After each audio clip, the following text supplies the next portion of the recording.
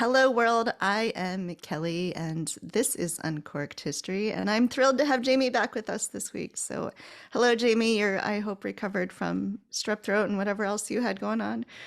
Yeah, it was so bizarre because I almost never get sick. And so when I felt bad, I was like, uh-oh. And it knocked me out for about 10, 12 days. It was brutal. Well, But I'm better. I'm glad you're back. And we have a lovely guest with us today, Sarah Beth Gable. Do you want to just introduce yourself? Tell us a little bit about you and the exciting things that we can learn about from you. Oh. So I'm a fifth year PhD candidate, which I always try to force myself to say. No longer a student, a candidate.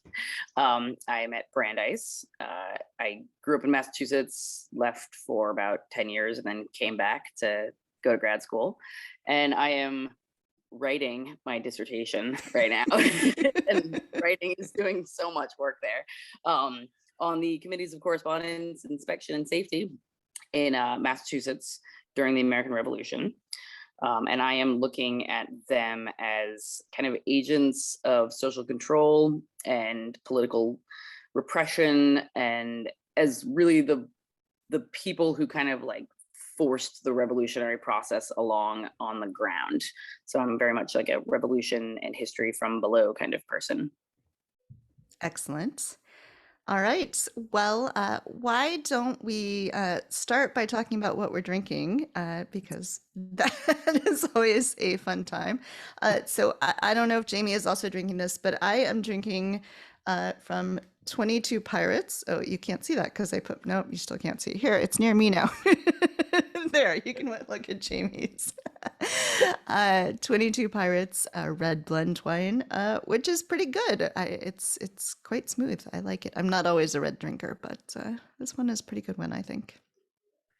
Yeah, I'm not normally a blend person, so this was a nice change to what I usually drink, and it's pretty good.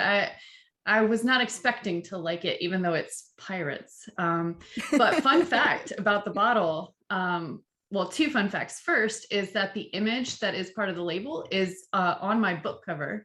It's the same image. And also, if you go to 22pirates.com and it pulls up the label, you can learn about every pirate on the label. I don't know if I assume they're fictional because I don't know any of them, but they have backstories and you get to choose which pirate you want to be. And I don't know if you noticed, but the corks all have the name of. So mine says Xavier Salty Rob, first mate. So apparently that's who I am based on the cork. Who am I? Now I gotta know. Oh, I'm Shifty Musket, the master gunner. I love it. All right, sounds good. My wine is not nearly as cool. I'm drinking Cameleon, which so this is my favorite Chardonnay. It's not even really my favorite, but back when I was like on a whole like dieting and losing baby weight kick, I started drinking Fit Vine. I don't know if you are familiar with that. I've heard of it, yeah.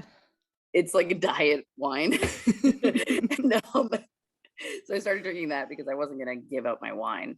So I went to Total Wine and I asked them where it was, and the wine manager was like, no, you can't drink. I won't allow you to drink it. So he sold me on this, which apparently has lower sugar than regular Chardonnay. I don't actually believe it. I think it was a selling tactic, but the man would not allow me to purchase Fit Vine. Like, you're not coming into my Total Wine and buying this stuff. You're buying something else. So this is like when I'm not drinking Woodbridge, this is my go-to because I make myself believe that it's low sugar, but again, I don't actually think it is. Some of those like skinny girl like cocktail mixes and stuff like that, and it's no good. I kind of err on the side of maybe it's just better to have the real thing in a slightly smaller quantity than to have like, because when you drink those like skinny girl margaritas, then you wind up drinking like 3 bottles of it because it doesn't. All right, maybe next time we'll have the 3-bottle margarita version of Uncorked History. Amazing. Well, I guess I'll kick us off with a historical question, I guess. Well, more of a who are you kind of question, but what drew you to history? Like, what made you want to be a historian, and how did you get started? Oh, I think my answer is very similar to what a lot of people will say. I had a great history teacher in high school. School was really kind of my place to shine. It was my happy place. I was just that weird kid, and I had an amazing history teacher who kind of recognized my interest and really pushed me. You know, he gave me books that were outside of the curriculum. He stayed after school to chat with me, and I think he could have taught anything, and I would have been interested in that subject. Do you know what I mean? And it just happened to be history. So I went, much to the dismay of my parents. I went to college and became a history major. And they couldn't understand why they were paying all that money for me to be a history major. And I did my master's degree, and then I took 10 years off between my master's and my PhD, and I had a baby, and I was in a not particularly happy marriage. And I woke up one day and I said, I made the wrong choice. I want to go back to school. I want to get my PhD, and got a divorce, met my new husband right here. Say hi. And applied to PhD programs, and didn't think I was ever going to get in because it had been so long and I was so rusty, but now I'm here. I took a very circuitous path to getting where I am. So I work with a lot of people who are thinking about grad school, applying to grad school, and I think they always are wondering sort of how. Oh no, frozen. Oh no. What? Oh no. Are we frozen? We can hear you. Well, I'll keep talking. Maybe you can hear us. Maybe not. Do we have her? Do we have her? All right, stand by, people. Technical difficulties. We'll get it sorted out. In the meantime, as you are waiting for us to get this sorted out, if our there you are. Hi. I was just telling our audience if they have questions too, they should feel free to pop those in the chat at any time. But my question for you was going to be, when I talk to people who are thinking about grad school, they're never sure how focused they need to be before applying to a PhD program. So were you thinking about the committees of correspondence already? Were you thinking about revolution? Like how detailed, how focused were you as you were thinking about a doctorate program? So my project started out being about loyalists because I wanted to do something different. I kind of wanted to, I didn't just want to look at the revolution the way that everyone else looks at it. Yeah, I wanted to kind of look at the other side. And my proposal for grad school was like, I'm going to look at loyalism and neutrality, and kind of like what is the spectrum of loyalty during the American Revolution. And as I started to develop the project, I did this big first year paper because at Brandeis you have to do this massive first year research paper. I realized that the committees of correspondence were actually where like the real story was. It wasn't necessarily the loyalists. What I kind of started to realize was that the committees of correspondence were the ones who were kind of designating who was and who was not a loyalist, even in the case of people who were saying that they themselves were not loyalists. So that it's shifted. My project is still, it's grounded in loyalist studies, but the focus shifted and evolved. That being said, I would say that I'm probably, of the people that I know in my cohort and the cohort behind me, I might have been the most focused. Like my project is the closest to what I came in with. I've known people whose entire fields have changed while they've been in graduate school. I think thematically, if you have just an idea of what you want to study and the particulars change, I think that's fine and expected. And especially everyone's project should grow and evolve as you go through. but you have to kind of start with a kernel of interests, something that's going to keep you going, because you're going to be with this for a long time. Like, that's what one of my unofficial advisors told me. He said you need to love this like you love a spouse, because you're going to be with this thing for a really long time. Yeah, I think people are worried sometimes that like what they write in their statement of purpose as they're applying, like someone's gonna hold it to be like 5 years later, you're not writing this exact thing you said you would. I read my statement of purpose a couple weeks ago, actually, just for fun, and I just thought, what are you? Who are you? What are you even? Have you read anything? Have you? Stupid girl, stop it. So it's good to evolve. It's good to be open to that kind of evolution and growth, because why else would you be here? Why would you be doing this if you didn't want your ideas to change?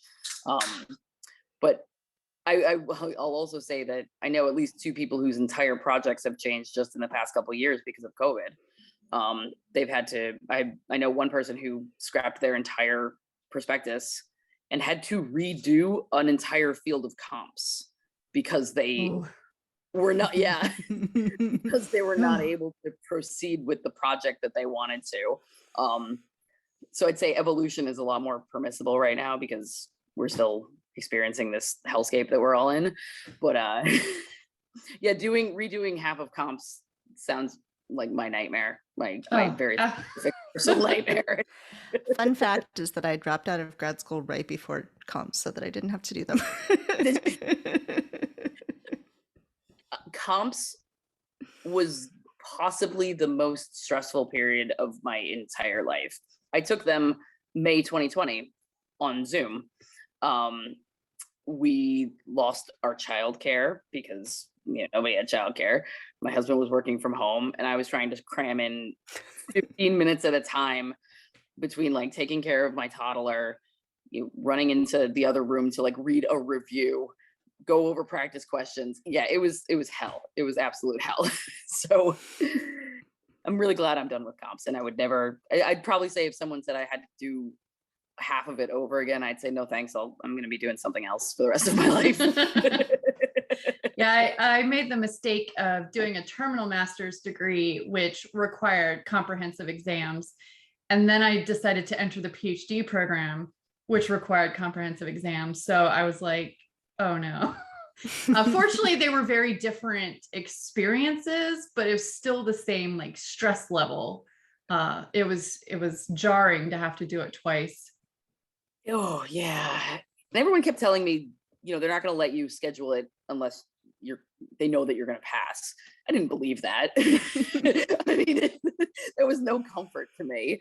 It's like, maybe I'm the person that they think is capable of passing, but I'm the person that's not going to do it. Right. Yeah. That's that wonderful imposter syndrome creeping in. Yup. So thinking about the fact that you took some time off, which I know a lot of advisors kind of encourage, depending on what it is you're trying to do, to take some time off and kind of explore the industry world and stuff. But coming back, what was the most challenging thing you had to overcome that you didn't expect to face?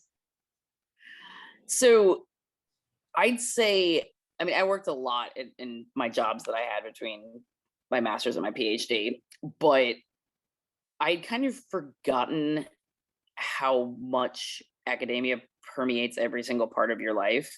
Like there's an end to work. When you've got like an industry job, even if you work a lot, even if you work at night, there's still, it's the projects that I was working on were finite. There's an end to this, and then I move on to the next thing. There's never an end to this. There's always more to be doing. There's always more to be thinking about. There's always an article there's always a PDF that you downloaded at 3:00 in the morning that you will never read. It's like sitting on your desktop mocking you. So I think just the kind of ever increasing scope of work was that was hard for me to readjust to. Also just kind of juggling all the extra stuff, because it's not just reading and writing. It's making sure your CV is good, applying to fellowships, so many fellowships endlessly. Learning about the job market. It's just all this other ancillary stuff that's unpaid, but it's still work that you need to do. I don't come from an academic family, so I kind of have learned this on the fly and learned it as I go along. So in having to learn that, there was a lot of extra work for me to do to even like figure out, okay, these are things that people should be doing at this point in the program or at that point in the program. So that was another huge challenge for me. Something that I think everyone should talk about a little bit more, that when you don't come from an academic family, there's a huge learning curve, and it is very difficult to kind of figure out what this whole world is about. But yeah, academia work never ends. I thought that was the thing I liked most about leaving academia, is that I do have a job where it's a big job, and there's certainly the scope keeps expanding, but there are finite things, but then I did things like start podcasts where the work never ends. It's like I missed that part of it. And I often kind of psychoanalyze myself a little bit, and I wonder if all the work that I do is really necessary, or if it's just that I am that kind of person. There we go. So welcome back from our break, everyone. Yes. So I was going to ask, now we're in a different order on my screen. I don't know if that's true of everyone. So if you're just joining us, and we're in a different order. But I wanted to ask about research and sources. And, you had mentioned COVID, and I know a ton of archives are closed for COVID. And so your project is starting right as all of this is happening. So what sorts of sources are you able to access right now? Are some of them digitized? What does that look like in your project? So I was really lucky, and this goes back to the idea that my project hasn't changed all that much. I was really lucky that one of my main archives, the American Antiquarian Society, which is 8 minutes from where I live, I did a ton of research during my first year, and there was some little bug in my head that said take pictures of everything, and I took pictures of everything, even stuff that I didn't need for that particular project. So I actually digitized a lot of my own archive without even realizing how much that would save me towards the end, because last year I was writing my prospectus, and it's pretty hard to write a prospectus when you're shut out of most of the archives that you need. I drew on Half the Trust a lot. Like, I love Half the Trust. Like, so many blessings. they're amazing. They saved my life so many times.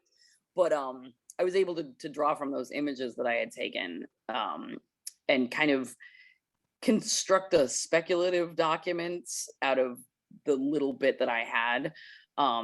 I also reached out to just a lot of archivists all over the place and just asked, like, while you're closed, can you just digitize this little thing for me? And a lot of my archives, I don't look at huge, enormous, voluminous archives. A lot of my collections are very small, like maybe 200 documents a piece.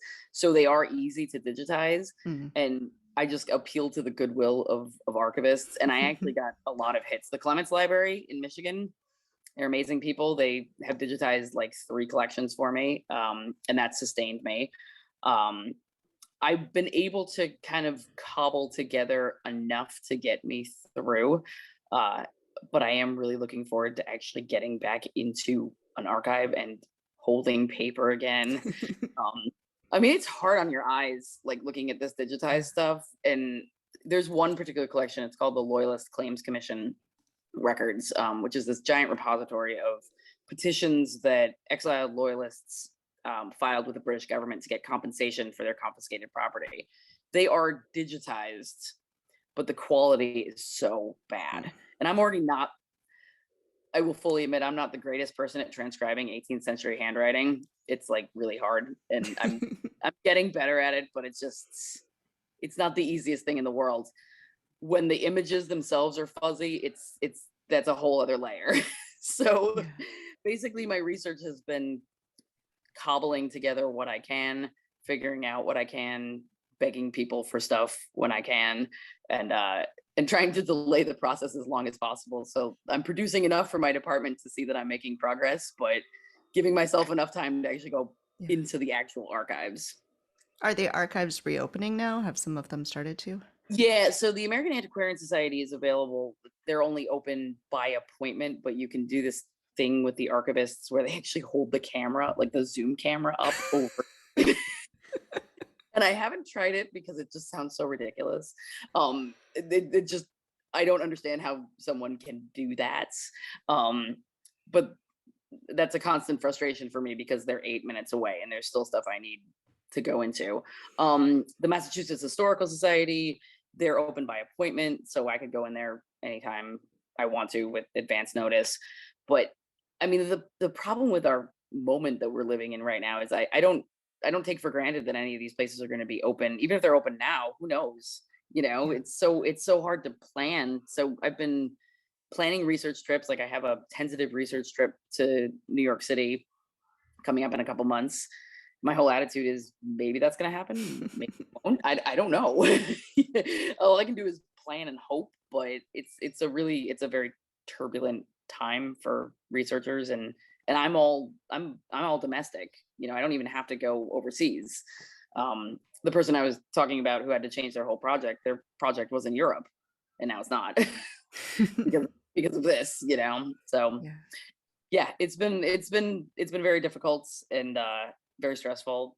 And the project is not what it would have been if COVID hadn't happened. My project would probably have been a multi-colony comparative study. And it has to be very localized now because of what we're dealing with. Trying to just kind of roll with that. Maybe for the book someday. Someday for the book, it'll be that large comparative study. But right now it's just like get through the project. And get it I done. feel though like the generation of people going through doctoral programs right now will just be more flexible as scholars than previous generations because they'll have to be like they will have learned that, you know, on the fly. And I hope there are problems with digitization. I think there's a lot of value in going into the archive and the communal scholarly atmosphere of being in the archive. But there are so many things that have now been forced to be digitized, that there are images of that can be put online. I hope that that's a legacy of COVID. I hope that digitization is embraced a little bit more, because I think it would kind of have to be at this point. I mean, considering all we've gone through. Yeah. Yeah, it hasn't been a fun couple years. I think the digitization efforts too, it kind of creates a bit of equity between people in the sense that there are a lot of scholars who have no funding or no ability to travel to archives. And so if those things are digitized, it allows them to pursue projects or incorporate information that they might not otherwise have been able to do. So yeah, I agree. Like I miss the archives so much. I applied to the New York Historical Society to research there for my current book, and they didn't have the fellowship because of COVID. And I was like, oh, I miss it so much. Yeah, to your point about access, I've made a few tweets about this on Twitter, but another thing I hope that COVID kind of pushes scholars to think about is the fellowship model itself. Like I have young children. I cannot get up and go somewhere for 4 weeks. It's just not possible. And the idea of, bouncing around from short-term fellowship to short-term fellowship, it's designed for kind of a certain kind of person who has the resources to be able to manage that if they have a family at all. And I know the John Carter Brown Library, their fellowship has moved to being a fully remote pilot program, which I think is fantastic. That's just a fabulous idea, because support for scholars does not just involve like paying for the Airbnb for them to be there at the archive. Like support for me, and I've written this in fellowship applications, support for me is I need help paying for childcare right now so that I can have the space to write, and I think kind of expanding the definition of support for scholars it could be something if innovative institutions are interested in thinking about it. It could be something that comes out of this moment, something positive, one maybe possibly positive thing. Yeah, it always like really bothered me that like for certain like grants and travel bursaries and things like that, where it explicitly says cannot be used for childcare. And I'm like, that makes no sense. Like your demographic of scholar has changed significantly in the last several decades. So, we need to rethink that model. Like, I don't understand. Yeah, it is a source of constant frustration for me. and I mean, there are some organizations that are thinking about that. Like, actually, I just got some funding from AHA to specifically pay for childcare while I go to that conference, and I think that's fabulous that is a program that they have. To the non-historians, AHA is American Historical Association, not the American Heart Association. Do you know how many times I've been trying to pull up the program and I just write AHA and I go right to American Heart Association? Yes, I do, because I have done that many times too. Immediately goes to the American Heart Association. It's like, that's not what I want. I just want to see the program for the conference in New Orleans. But yeah, but I mean, not enough. I don't think enough organizations think about that and factor that in. And I mean, and it's not just childcare, it's caregiving in general. I mean, the model that we operate under in academia kind of doesn't take into account family connections, family responsibilities. It's kind of a mess. So I think maybe we should think about that going forward. And that's my little soapbox. So thinking about access to archives and difficulties with childcare, like what do you do when you feel stuck?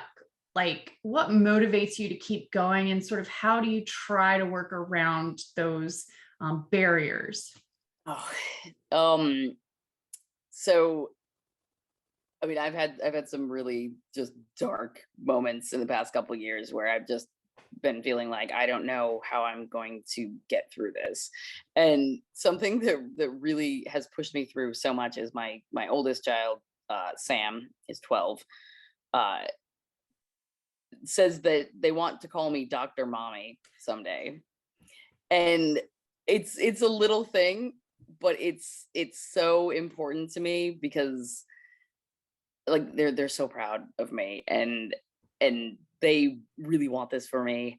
And I think about how I want to show them that you can do this. Like, I mean, I'm an unusual person to have kind of fallen into this world. I took a very long time off.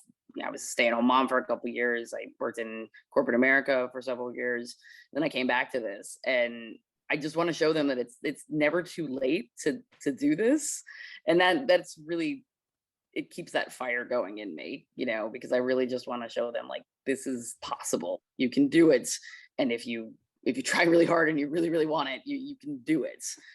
Yeah. So that's a very sentimental way of thinking about it, but it's what keeps me going in like the absolute worst moments of this whole experience. I think in some ways that probably helps to have had that time doing other things, like to come to this knowing this is what you really want to do. I started my PhD program at 22, which don't do. Bad idea. Wow. But I didn't know any other world. I didn't have anything else, and so in some ways, probably it's not surprising that I ended up leaving. And I've realized recently, like I read a history book a week now. Like I feel like I would be so much better at it now than I was then because I'm so much more.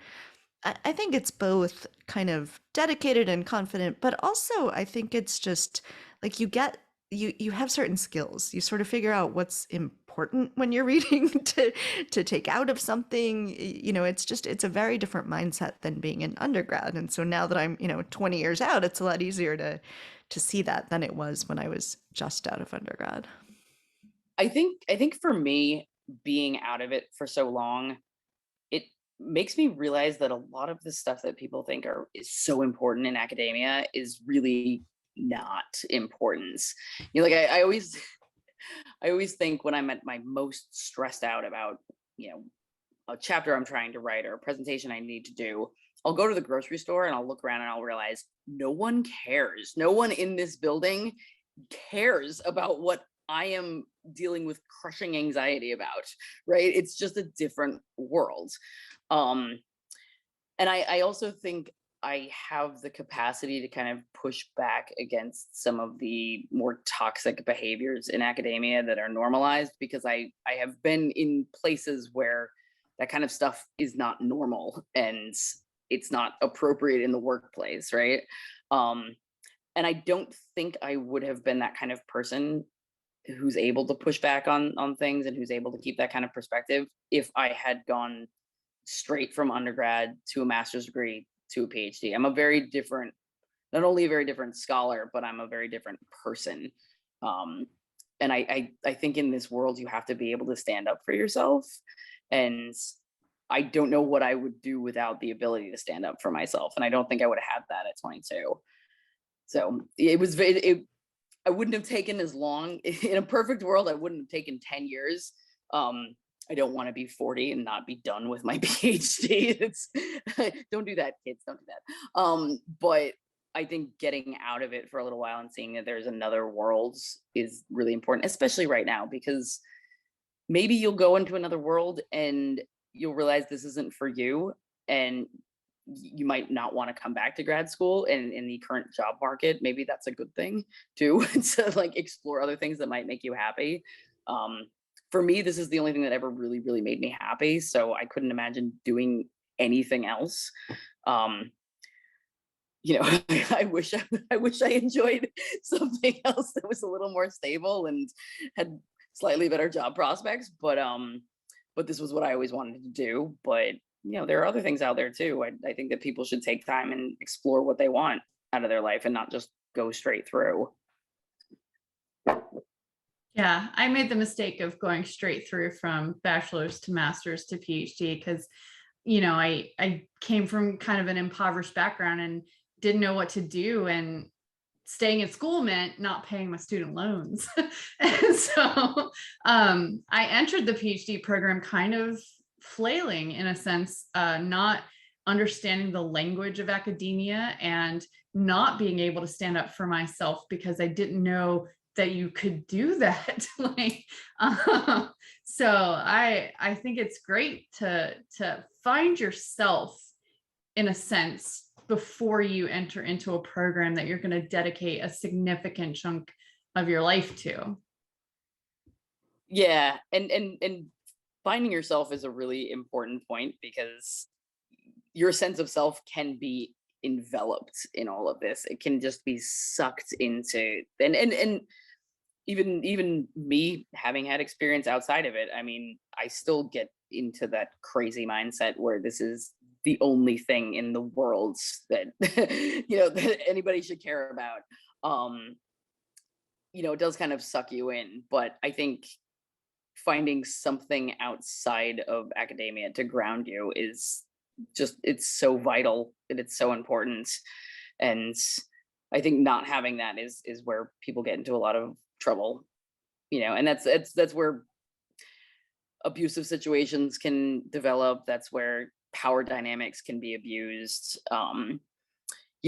So having something outside of this world is very important. So to be a little bit less deep for a second,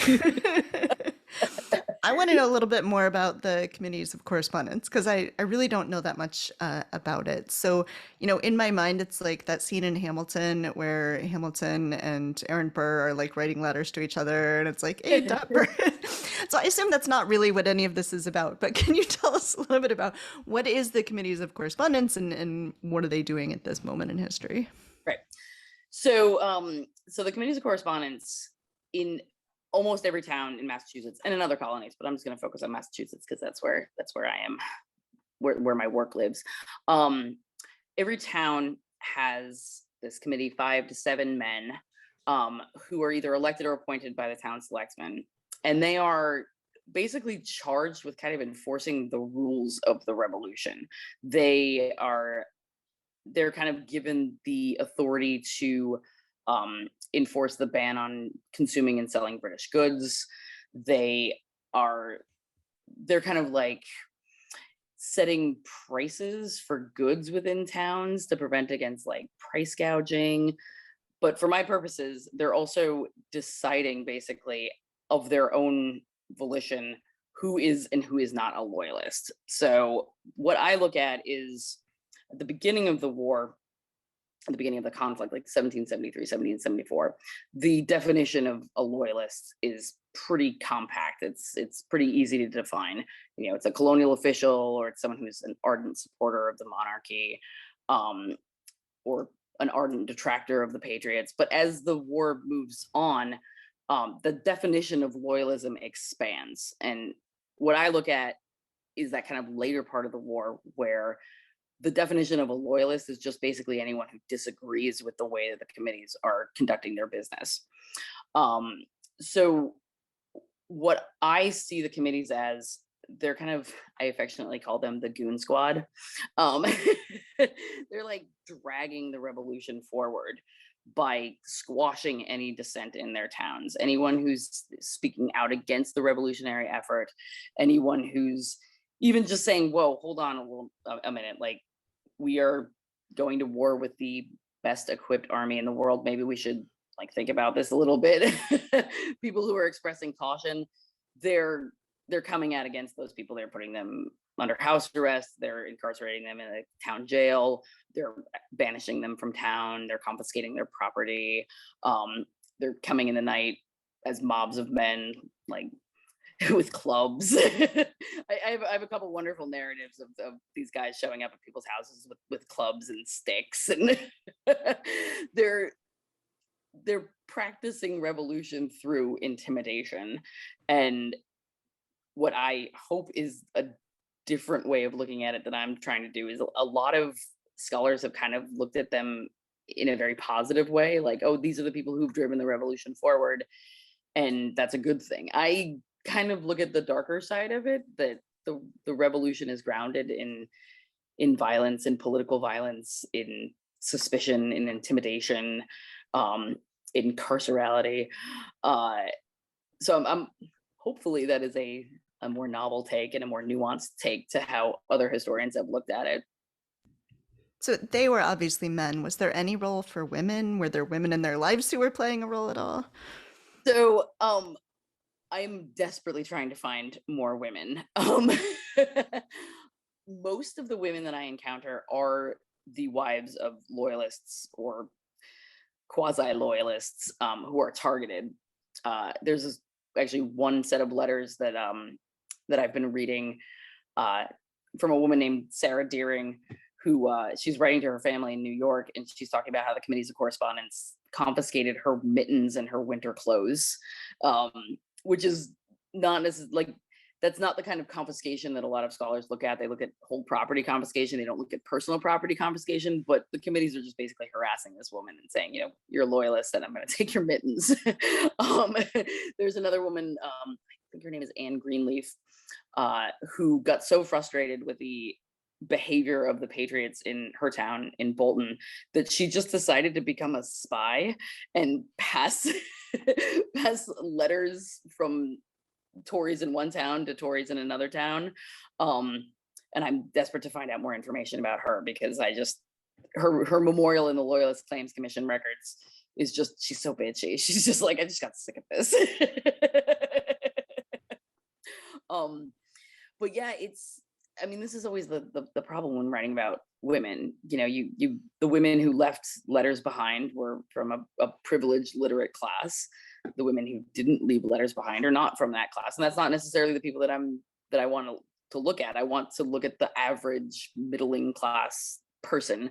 So yeah, it's difficult to find sources like that, and that's still something I'm trying to track down. But every time I do come across a woman, I'm like, yes, yes, I found one.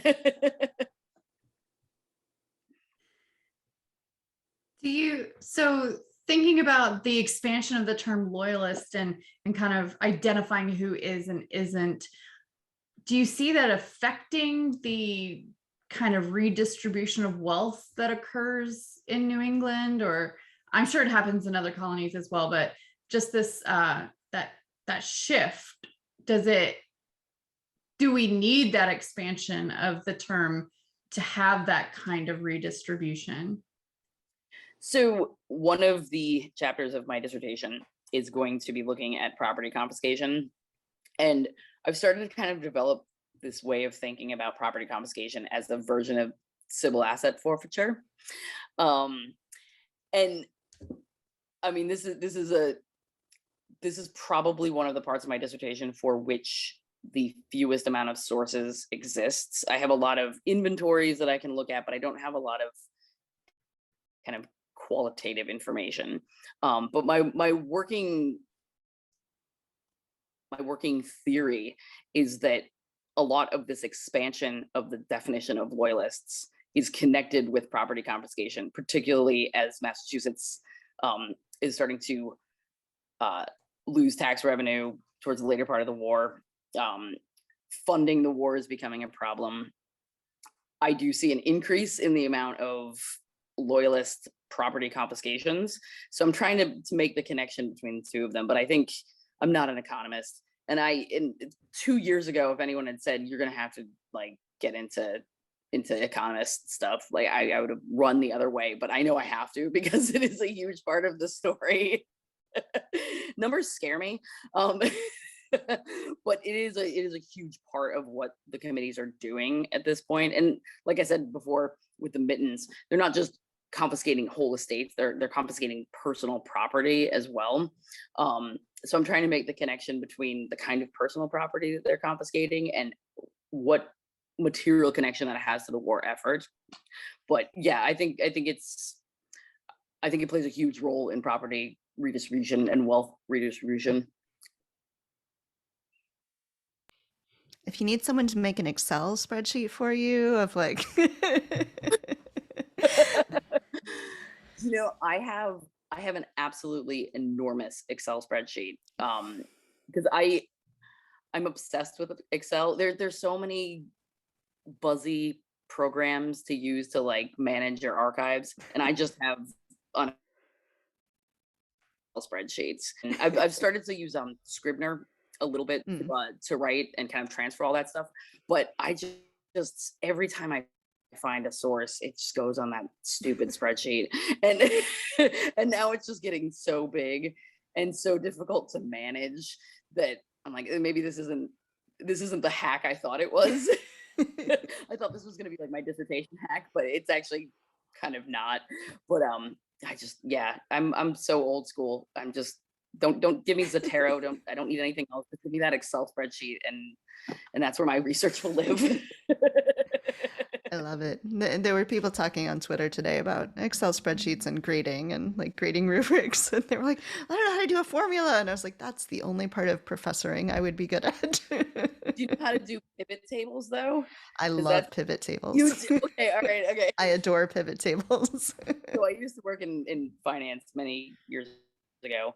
And like pivot tables is like the secret weapon of job applicants in finance. Like if you know how to do a pivot table, and I never figured out how to do them, and like they scare the crap out of me, but like if you put pivot table, like anybody applying for finance jobs, even if you don't know them, just put pivot table on your on a job in finance. It'll do that little like keyword searching algorithm and you'll get the job, I promise. All right, well, if I get tired of student services, I'm going into finance. It's like the secret weapon finance I know nothing about finance, but I know pivot tables, so I'll be all set. Well, you can do it. You're halfway there. I may solicit your help because I still do my footnotes myself. Like I don't use a builder or a compilation. I just kind of do the footnotes as I write. And people are like, that takes up so much time. And I'm like, probably, but it's better than me putting C footnote or see source and not remembering what source it was. So I just, I have gotten into so many arguments with my advisor about that because I cannot keep writing without putting my footnote in. I just can't. It's like a mental block for me. And she keeps telling me just keep writing. And then just put your notes, whatever annotation you need. And I'm like, but what if I forget? Exactly. Oh, I'm terrible. I have ADHD. Like I'm gonna forget. Like I know I'm gonna forget. She's like, well, just write something that's gonna make you not forget. No, you don't understand. I am going to forget where this came from. So I will sit there and I will write all my footnotes out. And I don't use the tarot. I've tried to do it. Everyone tells me that it's really stupid to not do it, but there's also some like comfort to writing my own footnotes because I know that they're going to be perfect every time, and I don't trust technology very much. Like what if it's not going to be formatted correctly? I know it's coming from the tarot, but what if it's going to be wrong? And I'm the only one who can do it right. It's also a nice pause from writing. Like you get to pause for a second, let your thoughts, mesh a bit, and you're just putting the footnote in and you're like, oh, I can go back to writing now. I like it. I actually my favorite part of writing anything that I have to send to anyone else is, it's definitely not like the proofreading or the editing, but it's the just going through and making sure it looks pretty at the end. Just making sure like all the margins line up and making sure the spacing is correct. That is very relaxing to me. Like before I turn it into a PDF, that's my favorite part. I'm great at formatting. Oh, give me a formatting list and you'll be very satisfied with what I send back. My editor for my book was like, how did you do that? Because every author she's ever had failed to properly do the formatting required. And I was like, I just followed the checklist. I just did the thing that you told me to do. Yeah. Well, I mean that's good. I mean, I've read through some very poorly edited and formatted books that I've been shocked that have made their way into publication. It's like I know at some point some other eyes must have passed over this. I don't know how I'm holding this in my hands right now, and there's so many typos and spacing errors. Yeah, and I'm very neurotic about like spacing and how words look on a page. So I immediately zoom into that and it distracts me from the reading. Yeah. Well, I think it would be a good time, unless our audience members have questions for us, and they haven't posted any yet. I think it would be a good time to do our recommendations, which is always my favorite part of the show. So, Jamie, you want to give your little spiel about what we're doing? Yeah. So at the end of each episode, we like to have recommendations of books or movies, albums, cocktails, theme parks. I don't know. Like, what would you recommend to our audience that you've really been enjoying recently? Have I been enjoying anything recently? It could be a wine. It could be. So I'm really into listening to audiobooks when I'm in my car. And this is a very historian thing, but the last audiobook that I listened to, it's called Captives of Liberty, Prisoners of War and the Politics of Vengeance in the American Revolution by T. Cole Jones. It's a very well-produced audiobook. I like a well-produced and smooth-sounding audiobook, and it's just a really good book about kind of in the same space that I'm in. He's a fantastic author. It's a very engaging book, so check it out. That's my plug. I love audiobooks, as is well documented both on here and on Unsung History. I'm always like, I love audiobooks. So I listened to one while I was doing lots of Thanksgiving shopping and cooking, and it's All That She Carried, a journal of Ashley Sack, A Black Family Keepsake. It's by Taya Miles, just won a National Book Award. It is possibly the best book I've ever read / listened to. It's truly, Wow. truly amazing book. And it's based on this. I mean, it sounds like such a ridiculous thing to base a book on, but it's based on this exhibit in the Smithsonian. It's a cotton sack that was embroidered by, no, I can't remember the name of the woman who embroidered it. It'll come to me. But in it, she says that her great grandmother gave the sack to her grandmother, and it had in it a, a dress, a lock of her hair, and like 3 handfuls of pecans. And she said, as she handed it to her, she said, "It be filled with my love always." Oh, And that was the last time they ever saw each other. So they were both enslaved. The daughter and the mother were separated somehow. It was the last time they ever saw each other. And so the person who's embroidering it is the granddaughter of the daughter in the story. And it's such a sort of simple premise, super moving, but simple. Like, how much can you say about this thing that is just a cotton sack that is hanging in the Smithsonian? But she does just this amazing job sort of looking at other sources, looking at contemporaneous records, figuring out, what could those nuts have been? Were they actually pecans? What would have made sense then? Thinking about the embroidery and the stitches, thinking about what kind of dress and what would it have meant to put a dress in the sack. And it's a phenomenal, I really love material culture studies anyway, and especially anything to do with textiles. But it's a really, really fantastic book. wow. It is sold out, however, everywhere. So I'm recommending something that you can't actually get on paper right now because it sold out as soon as it won the National Book Award. But it is available on ebook and audiobook. And Jamie, how about you? Mine's not nearly as deep or like educational or I'm gonna, recommend a company and 2 products specifically from that company. So I have ADHD, and I find that when I set goals, I don't know how to achieve them because I jump all over the place and I'll do bits and pieces, but I can't focus it down into those, what do you call them, SMART goals, where they're specific, measurable, achievable, whatever. But this company, Cultivate What Matters, is a company that focuses on goal setting and doing it in a way that is manageable and can be broken down into steps, which they call the tending list. And it's broken down into monthly actions, weekly actions, and daily actions. And you have your list of goals that you want to achieve for the year. And then your tending list reflects the different steps to kind of get there. So it's just this book, which, is really nice. And I find it's helpful too, because I can see my progress. They have progress bars that you measure your progress as you go through the different steps. And then you reflect every month, and then you reassess and reevaluate every 90 days to see if your goals are still what you want to achieve, or maybe you've completed a goal and you want to add a new goal, or maybe a goal doesn't work for you anymore.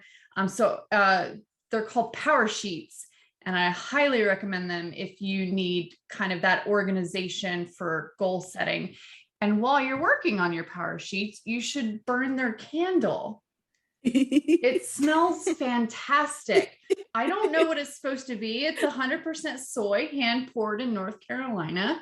But it smells delightful. And even when it's not burning, it makes my whole office smell wonderful. So that's going to be my recommendation. Excellent. I love it. Well, we have our recommendations. We've had a wonderful time talking to Sarah Beth Gable. Thank you so much for joining us today. It was just fun. it was a fun talk, and I think it'll be good for anyone who's thinking about grad school to think, is this really what I want? So thank you. This has been great. Thank you. Next week, we have another episode. And basically, we will be joined again by hopefully the industry expert will be with us next week. But we have another exciting set of guests, and we'll be posting the information on our social media. So stay tuned for that. And with that, I will say good night to everyone. Yes. Good night.